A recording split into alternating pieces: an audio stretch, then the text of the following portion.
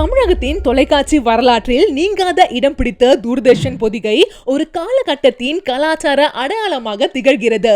இந்தியாவில் தொலைக்காட்சி சேவை பரவ தொடங்கிய போது ஆகஸ்ட் 15, 1975 அன்று மெட்ராஸில் ஒரு சிறிய அறையில் வெறும் 2 மணி நேர ஒளிபரப்புடன் இந்த சேவை தொடங்கப்பட்டது. தொடக்கத்தில் மெட்ராஸ் தூர்தர்ஷன் என்று அழைக்கப்பட்ட இது 1982 ஆண்டு ஆசிய விளையாட்டு போட்டிகளின் போது கருப்பு வெள்ளை திரையில் இருந்து வண்ணத்திரை கலர் டிவிக்கு மாறியது. பின்னர் 2000 ஆண்டு ஜனவரி 15 தமிழகத்தின் அடையாளமான பொதிகை மலையை நினைவூட்டும் வகையில் பொதிகை என அதிகாரப்பூர்வமாக பெயர் மாற்றம் செய்யப்பட்டது. தனியார் சேனல்கள் வருவதற்கு முன்பே தமிழக மக்களின் ஒரே பொழுதுபோக்கு ஆதாரமாக பொதிகை விளங்கியது.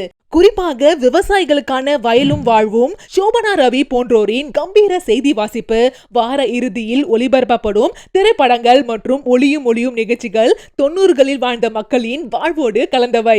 வெறும் பொழுதுபோக்கை மட்டும் வழங்காமல் கல்வி, சுகாதாரம் மற்றும் சமூக விழிப்புணர்வு சார்ந்த நிகழ்ச்சிகளை வழங்குவதில் இன்றும் இது முதன்மையாக உள்ளது. சேட்டலைட் சேனல்களின் வருகைக்கு பிறகு தமிழக அரசின் கல்வி தொலைக்காட்சி பணிகளிலும் அரசு அறிவிப்புகளை மக்களிடையே சேர்ப்பதிலும் ஒரு நம்பகமான ஊடகமாக பொதிகை இன்றும் தன் பயணத்தை தொடர்கிறது.